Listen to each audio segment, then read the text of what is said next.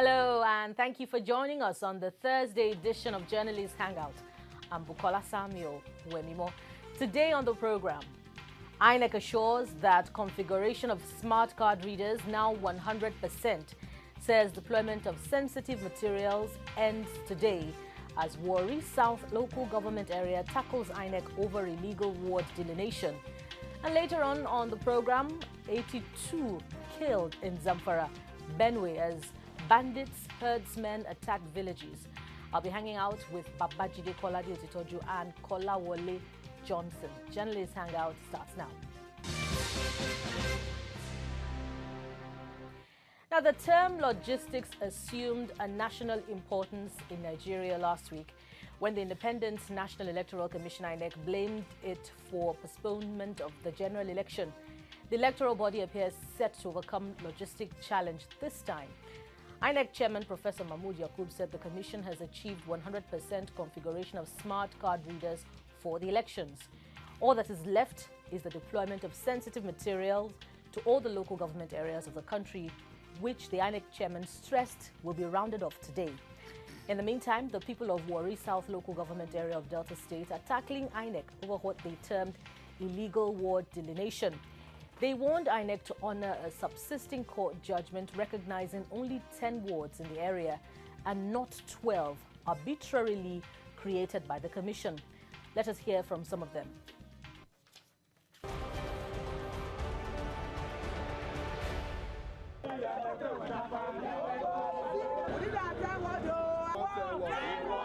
It's a judgment delivered by Justice Auta, judgment delivered by Justice Olayiwola, including the judgment of the Court of Appeal.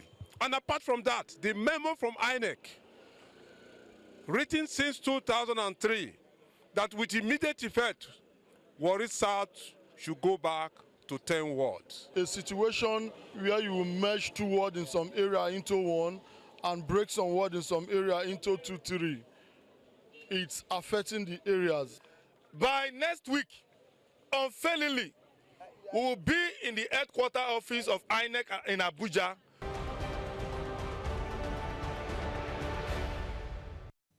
You're watching Journalist Hangout, and you just heard the people of Warri South agitating for a return to the 10-ward structure in Warri South and asking INEC to implement the court judgment. Gentlemen, you're welcome to the program.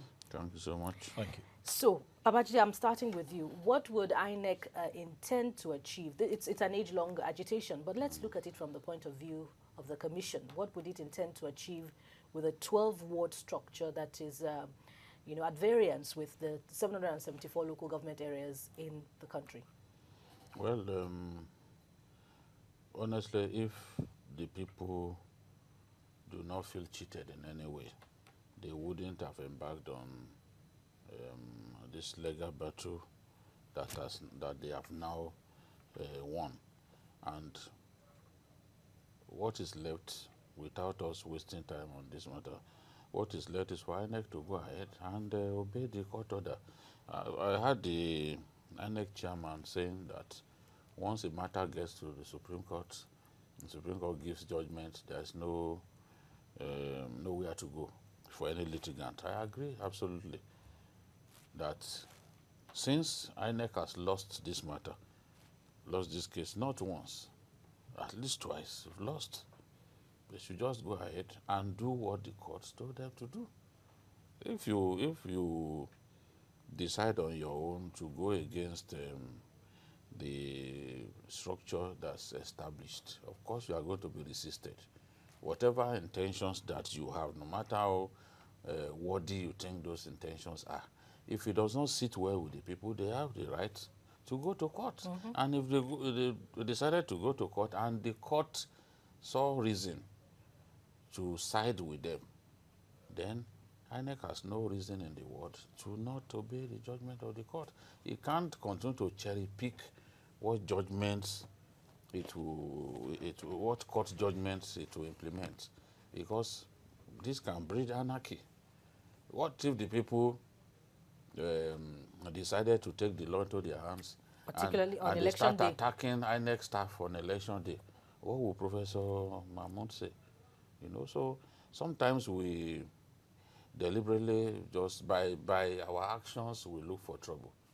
I think it's important that this Warri South matter is put to bed in favor of the people who went to court and got judgment in their favor. Interesting. Now, Kolawole, very quickly before we move on to another topic, one of the worries of the people is that this 12-ward structure put in place by INEC politically undermines the people of Warri South. Perhaps you could share with us, how that works out. Well, first, you should understand that if the law provides for A, B, and C, and without the law, somebody introduced D, that there must be an ulterior motive. Now, you cannot separate the people who live there from the fact on ground. So they are there. They have witnessed probably the first election. Maybe some few things came out of those areas that maybe ran against what the people wanted, or ran against the fact and figures, or ran against the reality. They didn't start from the court case. They started from agitation. They complained to INEC. After they complained, agitations, before finally they went to court. So if that was in their favor, maybe they wouldn't go to court. Probably they see that some folks are using those ones as political gain. So they needed to approach the court. And now that they have gotten judgment, I mean, if it was right, I don't think that the courts will give them the judgment. So now that they've gotten the judgment, if there's no other thing that INEC wants, it is to obey the judgment. What else is left? Now, you created what is not lawful. In the first instance, you should follow the law. Now, I could as well rise up someday and create some 3-4 wards in my own local government. So, for example, we have 12 wards in our local government now. I could create 3 more to make 15. And that would be unlawful. So since it is unlawful in the first instance, there must be something to that. And the people on ground, they know. That is why they approach the court. So the political game on ground. So I think it is advisable to just let the ball rest now. INEC should obey the court order, so that things can move on. Them quickly slipping there is reminiscent of what is happening in southern Kaduna, while in Warri South they're saying that no to 12 structure. But in southern Kaduna, they are complaining of inadequate polling units. Babaji, I know you'd like to talk about very quickly. Right. Talk about that. Okay. Now, do not forget that in Warri South, the people complained that they matched some words together, while they created more out of some, without proper delineation. And that should tell you that that's a political game. Now, in southern Kaduna, you also know the peculiarities of that place. If we'll be factual here, if the leader of the state said that no matter what I do, I will not get vote from this area. So you can also somehow say that political game can go on, so that that place, vote from that place can be undermined. So if they said there are no political units, now let me tell you the right implication. While in this unit, you have only 300 persons that want to vote, for example, and in a normal circumstances, you should not have more than 500 per polling unit. You now have about 2,000, 3,000 persons that want to vote here. God help you. If you have a card reader that is slow, hardly would 200 persons vote before the voting time expires. Okay. Now, the implication is that you would have disenfranchised at least 80% of those who should vote. Now, for a polling unit that has only 300 persons, queuing maybe or let's say 400 registered voters there, or even 500, you're not likely to have more than 50% turnout, or say maximum 60%. So say 300 will vote there.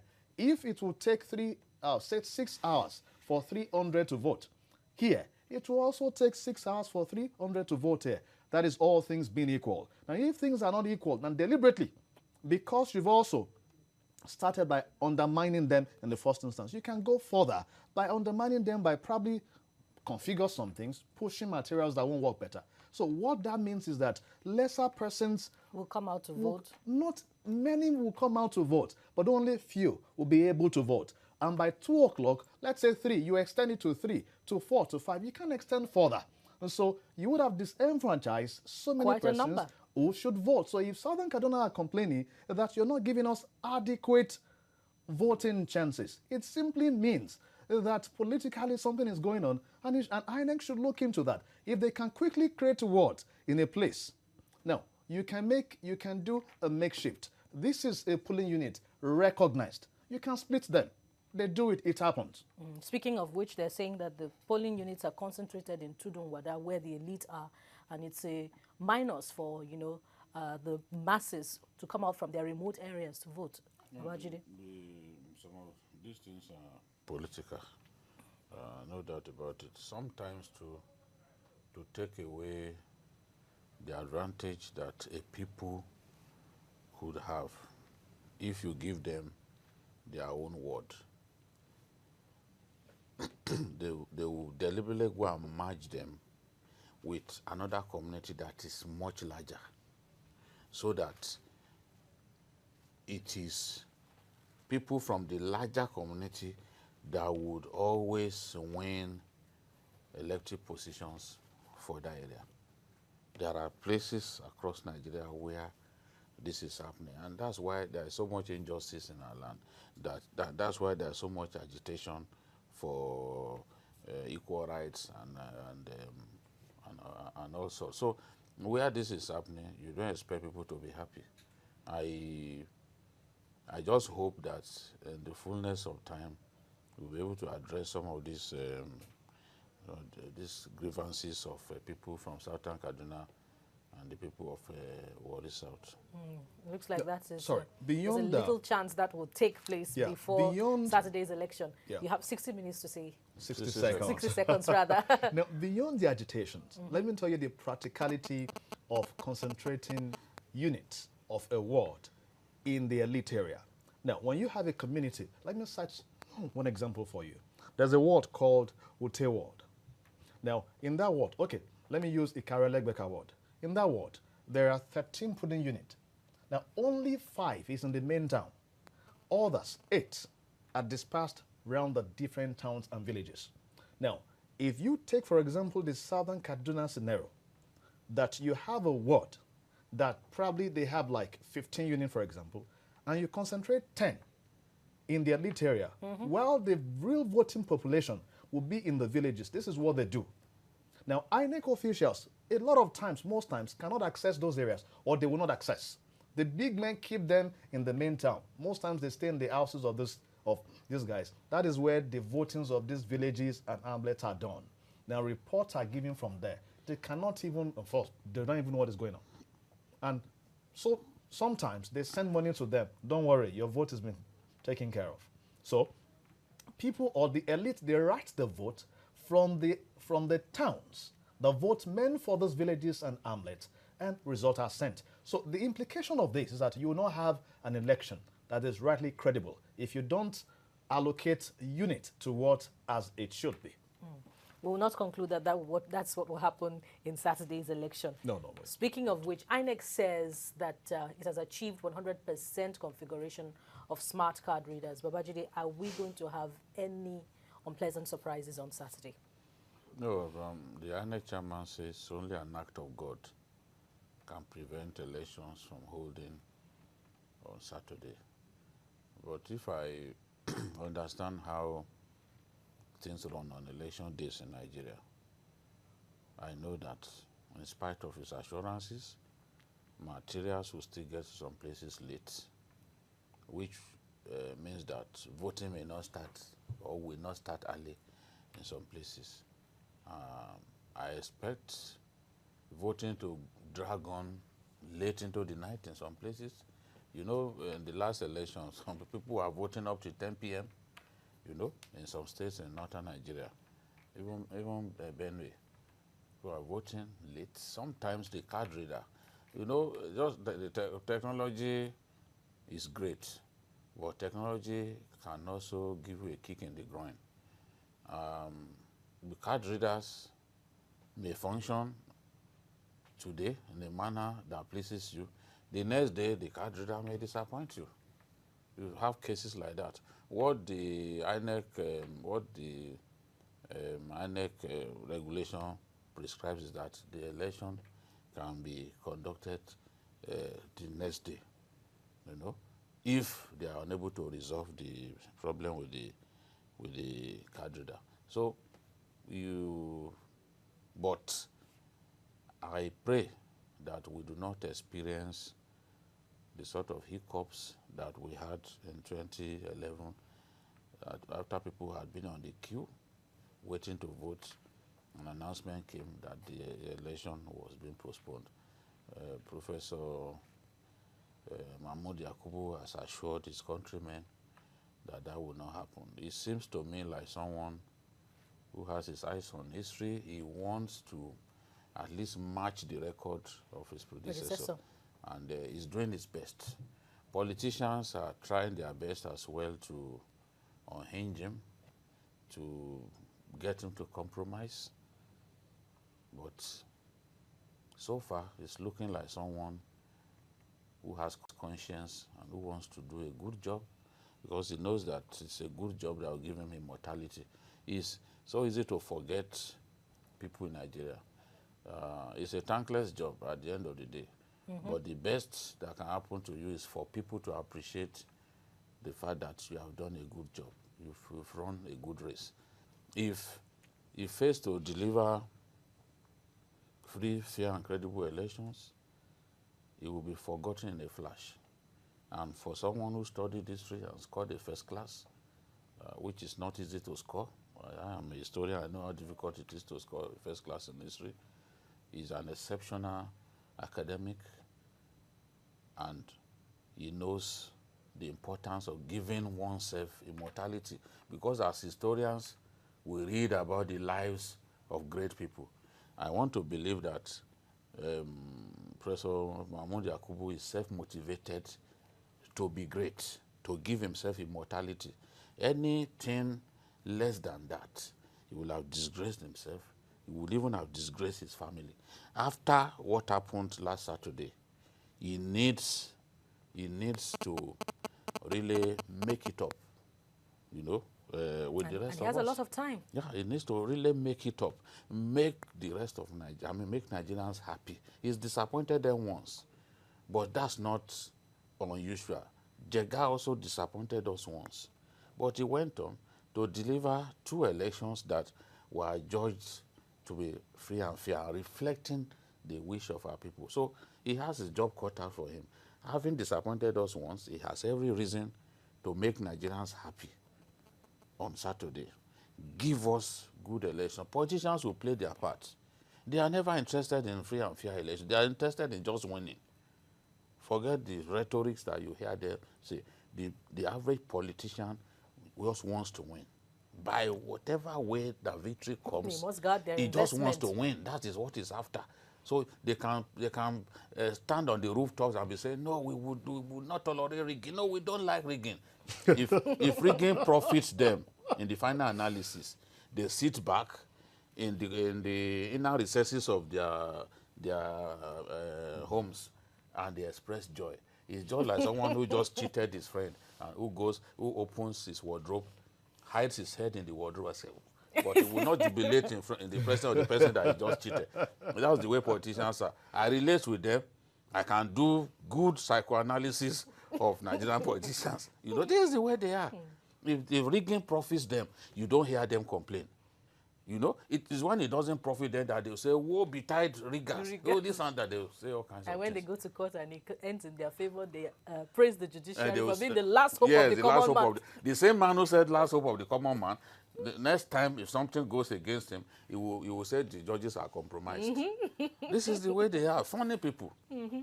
Now, we have very little time, but we have quite a lot to talk about. The Constitution stipulates that a presidential candidate will be adjudged to have been duly elected after attaining the highest number of votes in at least 2/3 of the states of the Federation. Is that it? That's not it. 24. No, he must have attained the highest number of votes. They must have scored over 25% in 2000. In 36 states. Yeah, 24 That's 2/3, right? Yeah, 2/3, yeah. Yeah, so correct. So let's begin to look at it zone by zone. Let's start with the north. I wish we could break it down to northwest, north central, but if we have time, we'll look at it. President Muhammadu Buhari trounced his opponent, that's the president of the ruling party in 2015 in the north. But the dynamics have changed. We've seen quite a lot of things happening, especially ahead of this election. Let me start with you, Kolawole. What are the odds or the scenarios, the situations that could favor the president in the north? Northwest or not? No, first of all, you must note something that in this country today, the biggest political party is Muhammadu Buhari. So that is an edge for him. You said odds that will favor him. So let's start looking at those odds now. That is very possible. I think I would have preferred to talk about odds that may not favor him. But let's look at the positives for him then, the negatives. The first is this: the president is popular in the north, especially northwest and northeast. And you know the number of votes in these two places, huge enough.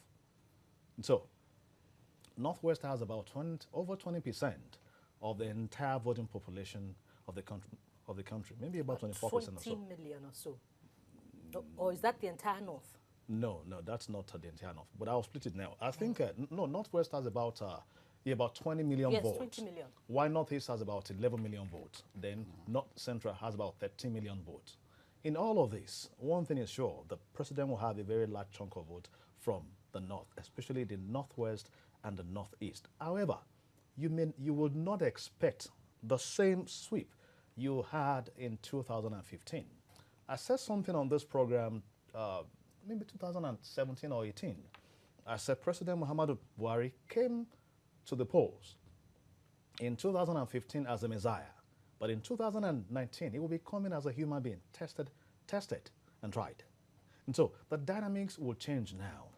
And do not forget that in 2015 you had a southerner against a northerner. So the dynamics also a northerner different now. You have a northerner against a against a northerner. Then you had a Christian against a Muslim. Now you would have a Muslim against a Muslim.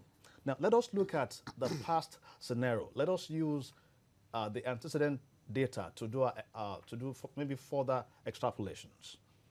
If you look at the elections that President Muhammadu Buhari that he has been in thus far, each time there is like some votes that they kept from him somewhere that he would always have. It's about 12 million votes. He only needed to add a little to win the last election. So those votes are like, they are there, they're constant. Now, but that vote changed just once. When did it change? It changed in 2007. And what happened? Why did it change?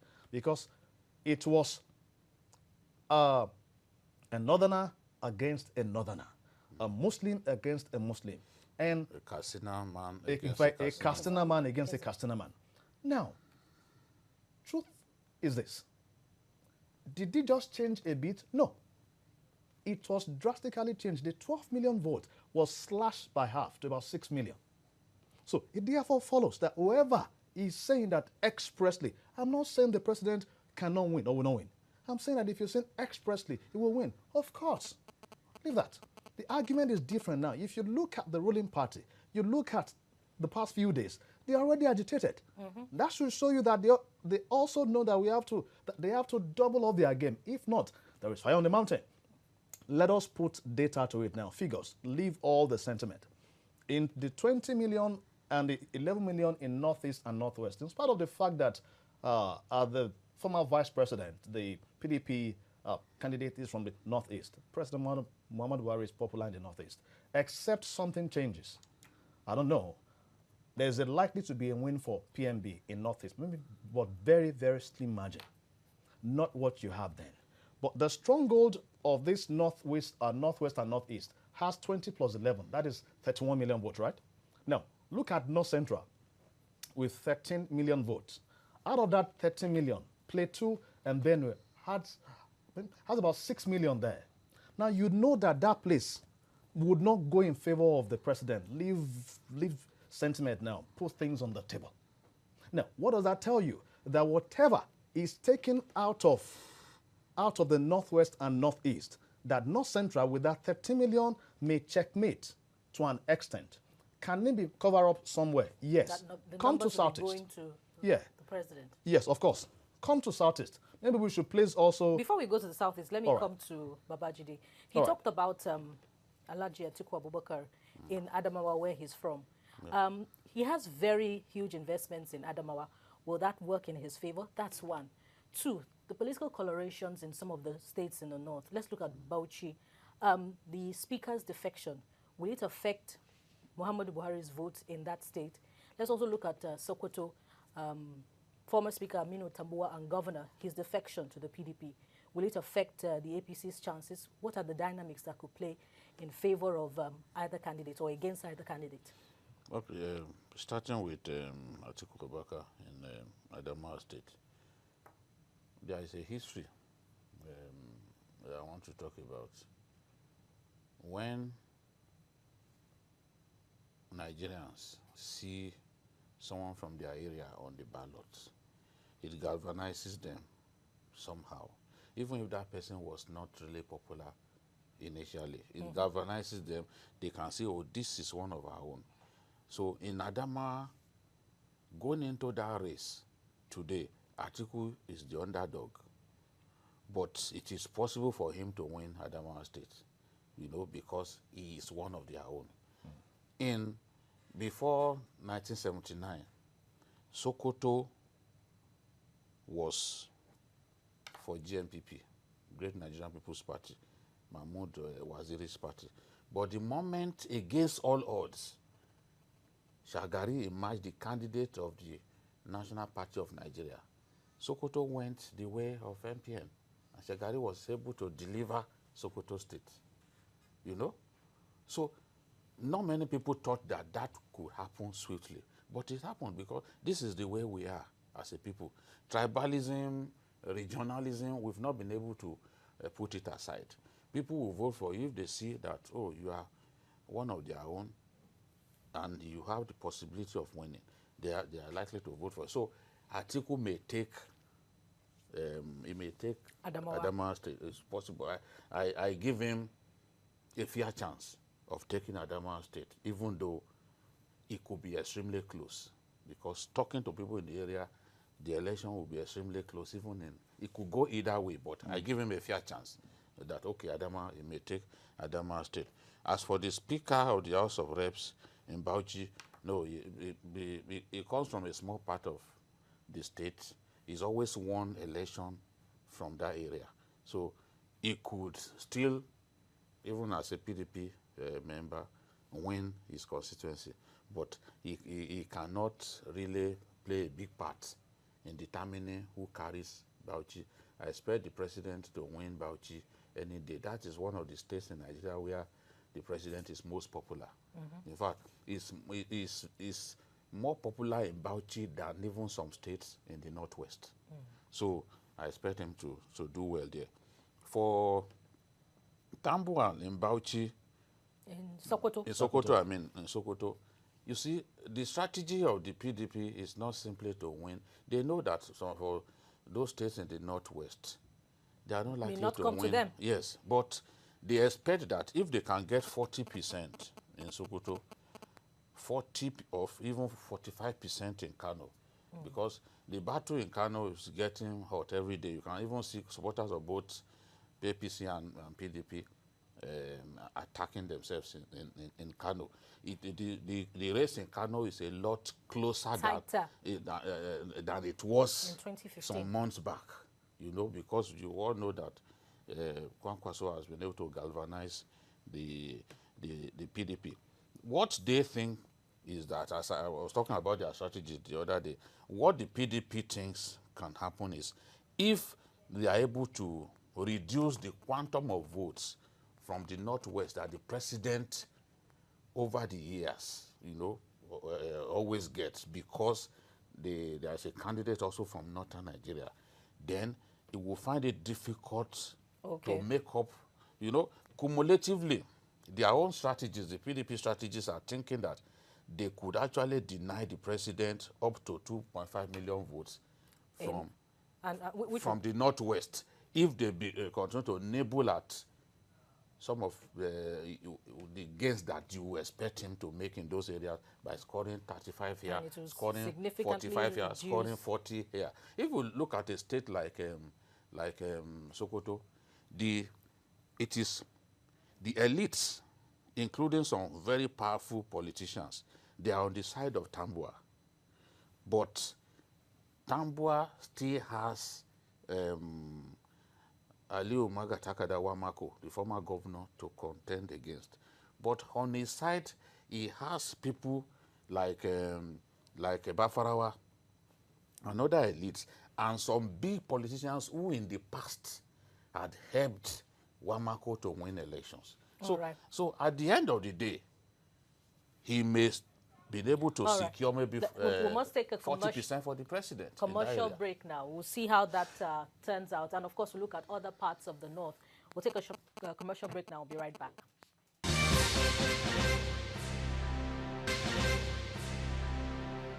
You're watching Journalists Hangout on TVC, and we're still looking at how comfortable the race will be for President Muhammadu Buhari in the north, particularly because we're looking at a two-horse race in Saturday's presidential election. So I was talking about Sokoto, where a number of the elites, the big politicians, there is a big politician in Sokoto called Umaru Nkwabo. Umaru Nkwabo is a contractor. He's not literate, but he's a grassroots politician, very strong. He's been with the governors that we have had in the last 20 years in Sokoto. He's worked with those governors. He's delivered victory to them. Today, Umaru Nkwabo is with Aminu Tambua.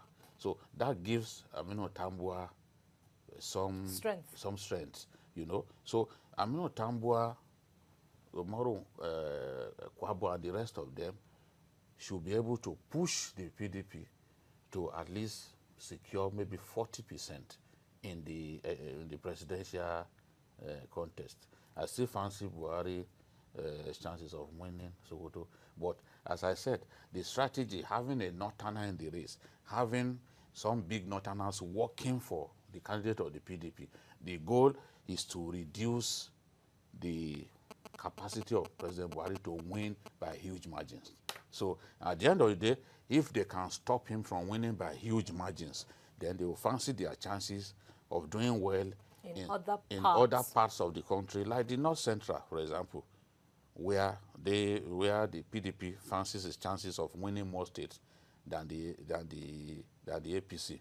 But there are other states too in the South where the president party has made some gains over the years. Yeah, you know, so as you are thinking of scoring 40% in Sokoto, scoring 40 or 45 in Kano, that's a possibility. They are also thinking that they can score 45 in Akwa Ibom. In Southeast. In Akwa Ibom. They are also thinking that nothing stops them from scoring up to 40 or in Imo State, for example. When you mention Akwa Ibom, are you resting on the defection of the former governor? No. Akpabio? I do not. I'm not one of those who do imagine that Akpabio can do miracles. I said it. Akpabio, people boasted that Akpabio will bring so many people with him when he was defecting. And I asked the question repeatedly that how many big wigs in the state left with him to join the APC? Even in the Senate, how many people did he bring with him? Apart from the lawmaker, the state lawmaker from his state, from his constituency, who went with him. Generally, in Akwa Ibom, he's been unable to bring the heavy hitters with him. That is a fact. It's verifiable.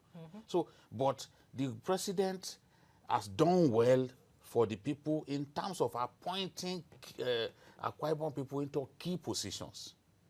You know? So that is what pleases people in Akwa Ibom, that this is not a president who has forgotten us. And then with APC galvanized with some defectors too. So they are thinking that they are a lot stronger now than they were in the last election. So I fancy his chance, like the last election when he couldn't even score 25. I fancy his chances of scoring higher than that. But I'm not one of those who thinks that Buhari will take Akwa Ibom.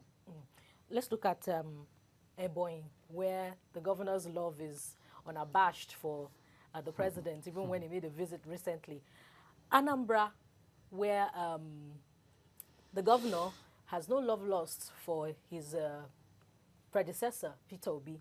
And then the fact that, you know, the choice of Peter Obi as a vice presidential candidate is like a gift to the Southeast, which has not tasted power, quote and unquote, in Nigerian parlance. Has not tasted power. Since the Second Republic, Okay. when they had the vice presidential slot. So what are the, you know, surprises that you think could come out of the Southeast on Saturday? Okay, give me a minute or less, I'll come to that. Let me put figures to what he was trying to explain that time, that Very quickly, please. that what maybe the PDP may be banking on Just is tell to reduce the votes that the president, or the gap, the lead that he had in 2015. Let's put it in figures. I've already, you know, in the Northwest, in the last election, the president had about 7.1 million votes against PDP 1.3 million. And today, I tell you that there is no way that the PDP will not have at least ×2 of these. In fact, much more. So the 7.1 million vote that the president had in the Northwest in the last election will be reduced by some certain percentage. Take that. That one is very short.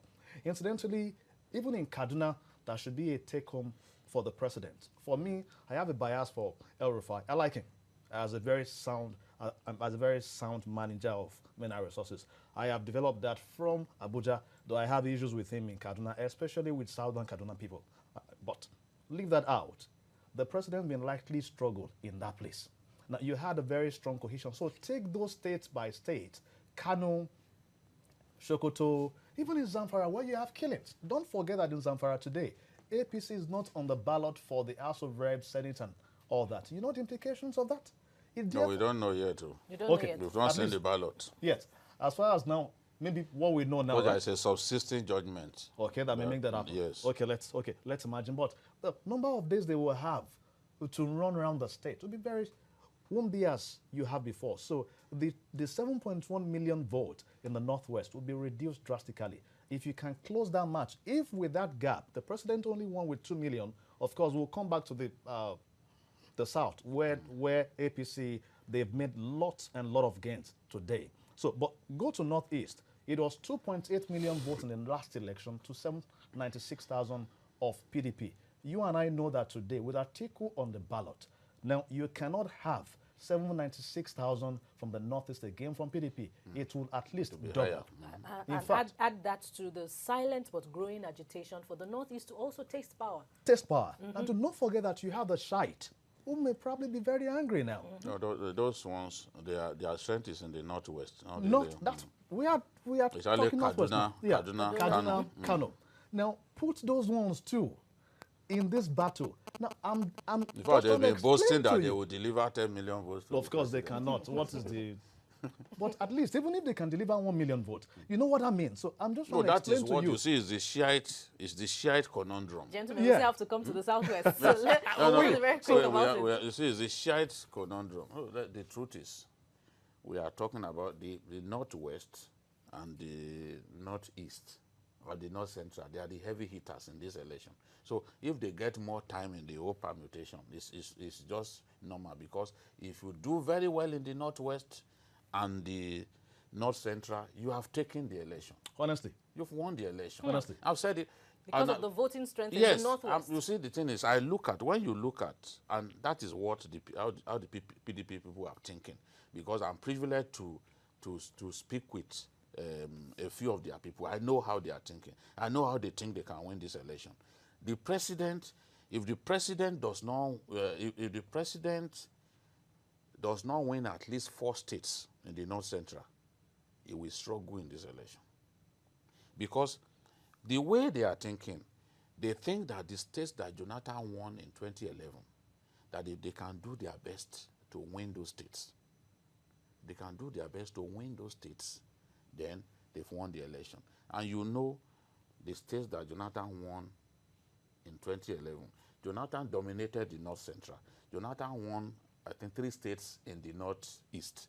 He won Adamawa, he won Taraba, and he won Gombe. So they are thinking that if they can win 4 states in the north central and they win 3 in the northeast and do well in the northwest. Do well, relatively by taking 40% and the rest, then they are home and dry.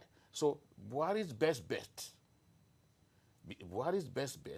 is the areas where the PDP is strong, to go to those areas where the PDP is strong and nibble away at some of the quantum of votes that will go to the PDP in those areas. Speaking South, of South, which, and some parts of the speaking of Southeast. which, Let me put figures to speaking what of you... which, very quickly, we have to go to the Southwest. You have to go to the the Yoruba, Yoruba state. Can we, I'm tying it together now, can we safely say that the PDP will take traditionally PDP states, River State, Bayelsa, Enugu, and then can the PDP or APC now count on the liberalism of the Southwest states? Now, let me just make it clear. In this election, you cannot say that this is the person that will win or this is the person that will lose, even in the Southwest. Traditionally, Southwest has always been a battle zone. Take, for example, in the last election. But in 2015, the APC did well in the Southwest. I was about saying that. Yes. You would but have in thought. all of those states, the battles were close. Now, let's look at each and every one of them, it was close. In the last election, I want to show you the dynamics of the Southwest. You would have been thinking that when you have a sitting governor in Ondo State, for example, working for President Jonathan, who was even the head of the Governors Forum, you would think he would take the state, but Buhari took the state. Now, the same thing you have in a lot of states in the Southwest, even somewhere very close. It shows you Very that... close. Ekiti, for example, was very close. Very close, even in very Lagos. interesting. Even in But Lagos let's quickly take close. a commercial break. We'll be back to look more at the South and the Southwest. Stay with Journalist Hangout. Yes, you're watching Journalist Hangout on TVC. My panelists conclude that it will be a tight race for the APC, even in the north in Saturday's election. So we're looking at what could happen in the South and in the Southwest. So you were making some points earlier, Kolawole. Right. Now, come to South, Southeast, Southwest. It would be, you wouldn't again have the kind of win that the PDP had in the last election. So that somehow, some way, I mean, that the PDP had in the South, generally, now, you wouldn't have that kind of win again. Now that also tells you that as the PDP is working on the North, APC is also working on the South. That again is bringing the race, closer. Now, come to the Southwest. I will tell you that the dynamics now, they're different. In Osun State, even Mr. President came there to confess that the APC won by remote control. What does that tell you? Now, for a sitting government struggling to win an election with everything that was deployed there, it shows you that the Southwest is not a take-home like the APC or like probably we may want to believe. I am very sure that the actors in the Southwest know and they are working hard to cover this one. Now, even Lagos State will not be that close. I mean, won't be. It won't be easy. Yeah, won't be that easy. Of course, you can tip APC to win Lagos, but be very sure that it won't be like the walkout. Now, come to Ogun State. I hope you understand the game of politics. Let me say it in Yoruba. Now, take this fact. By permutations and past records that you can use to judge the political actors. In Ogun State, for example, are you sure that a faction of APC will not work against another in some places? But they could vote for their governor's candidate you can work in the both governorship ways. election and vote the APC in the presidential election. I'm The same getting thing, the two let me ways tell that you. will for work. Imo State. Let me give the two scenarios. See Ogun State. Yeah. Ogun State. Yeah. There's can a have the two faction. factions There's a working for the faction. president, right? There's a faction of the PDP that is already now working for the APC. Okay.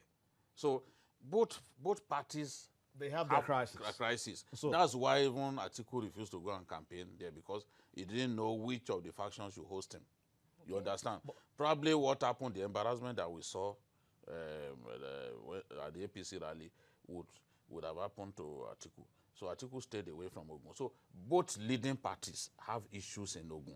But even if they don't have issues, the last election in Ogun and in Oyo were very, very close. If you tally the votes of the opposition, the opposition, and it was the same thing in Ondo to your state. Yeah. If you tally the votes of the opposition, tally them together, they were higher than the votes that the ruling APC scored in Ondo, Oyo, and Ogun. So it was close the last time. Yeah. It was close the last time and could Yes, be you're right. closer. APC Ondo 299,889 votes, or your 528,000 as against the PDP's 303,000. So Now, the dynamics no good. I was about explaining that. It can work in both ways. It can work for the president. It can also work against. Now, if the two factions will come together and say, okay, let us vote our party. no, they will vote their party in the presidential. Yeah. You know what That's what I'm Let me They tell will you what I'm thinking. suspecting. That's my the thinking. ways of politicians are not your ways. Now, remember that the governor is on the ballot at the senatorial district. Yes. What if the other faction say, let us deny him?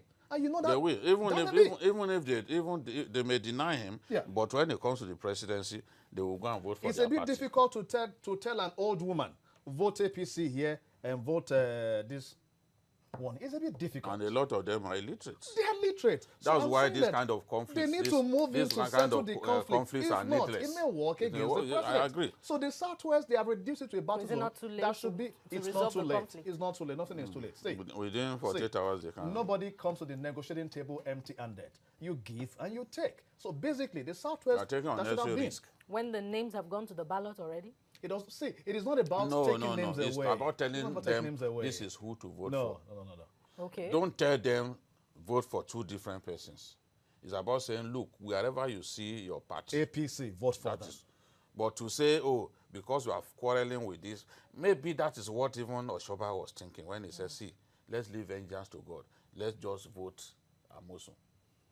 They may have used Akwola to beat you during the rally, but let's just vote Amosun. He may have, Oshoba is an old and wily politician. He may have felt this could happen. Because collateral damage in politics is something that you will live to regret. So that is possible. But the president, for me, if he wants to win this race, the battle, when you look at this thing, there are already three geopolitical zones are battlegrounds. North Central, North Central. Southwest, and the Northwest. No, and the Northeast. Right? And the Northwest, not simply because Buhari will win all the states in the Northwest. Battleground because he has to make sure That they do not score 40% or more in a lot of those states of the North. Because you look at the last election, he won the last election by a little over 2 million votes. He won by just 4 percentage points. So if despite winning by huge margins in the Northwest, he still managed to win by 4 percentage points. Then, It could reduce. if these people go ahead, if the PDP goes ahead to score 40 in some of those states, there will be trouble. That's why I'm saying that those are the battleground states. And that's the way the pollsters for both parties see it. Now, you go to North Central. Buhari has never won Nasarawa and the FCT. And already, the PDP guys are thinking that this time around, they will win Nasarawa, they will win Kogi, they will win Benue and Plateau. So yeah. if that happens, Kwara is neither here nor Even there. the last election, If that PDP happens, won in Taraba too. And that happens. No, they've always won Taraba since Yeah. 99. Yeah. PDP has always won Taraba. If that happens, then you are looking at like a possibility of even 5 states not going the president's way. And that's a lot. No, if that happens, he can't win the election. Now, Don't have let's one, I move don't to see Southeast. Yeah, Southeast dynamics.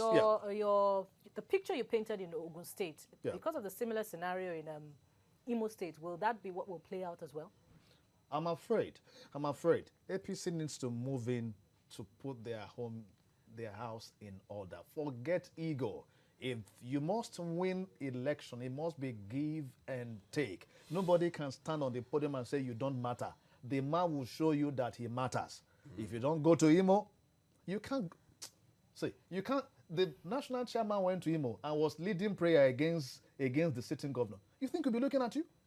Okay. If they don't go there to settle, the Southeast generally. No, but they do promised not forget. the president that they will vote for him. The promise will be given in the open. See, I know the they may dynamics have, of all these you know what, words. Nigerian politicians, Okay. they may have reconciled behind closed doors. We hope so. Now, let The me same give you way the Yari dynamics. and the Southeast. Shomole have reconciled. I hope Absolutely. You are aware. It's, And you know this their was the dynamics? same Yari that said he was ready to go to the cemetery because of Oshomole. Now, did Oshomole send those guys there? Did Oshomole send the guys there? If he has sent the guys there and he submitted names, you think they will? They've made up. settle. They've made up. They've made up. Now, come to Southeast, where you mentioned Imo. It will be a very interesting game. Let me tell you the poll last week. Now, when Kano IPOP said people boycott the vote. poll, now my APC friends, they were happy. Babajide. But now, Your now he has Sorry, said, he has the said that moment, moment he said go back to the poll, you know what that means? They are going to vote not for the president. So expect something huge. But the good part is that APC will checkmate them, where you will have like ratio 10-2. You won't have that. However, all right. the Babajide, last line is your that. last words. yes, well, people have been asking me, oh, where do you think the pendulum of victory will go, this and that? And I've been telling people that this will be a close race. I'll be surprised if it's not a close race. Two German journalists came here to interview me. They said they felt that I will be accurate. And I said, one thing that I expect to happen is for this race to be close. If it doesn't become a close race, I'll be shocked. Because putting everything together, I see a very interesting and close race. And I pray that the election will be free, fair and credible. Because if it is not free, fair and credible, it will make nonsense of all the permutations that we are making. So we make permutations based on assumptions that all of these factors will be fair. Yes, present. indeed, it will be a close score, particularly between the two leading contenders in the presidential election, President Muhammadu Buhari and former Vice President Atiku Abubakar. It will also be interesting to see the performance of the other candidates in Saturday's election. Above all, we hope that the elections will be free and fair. So go out on Saturday and vote. Please don't fight. That's our package on Journalist Hangouts. Join us again tomorrow for another edition of the program. You can watch the repeat broadcast tonight at 11. You can also watch Journalist Hangout on other platforms showing on your screen and on YouTube at youtube.com/TVC News Nigeria. Our feedback channel is Journalist Hangout at tvcnews.tv. Thank you for watching. I am Bukola Samuel Webimo. God bless Nigeria.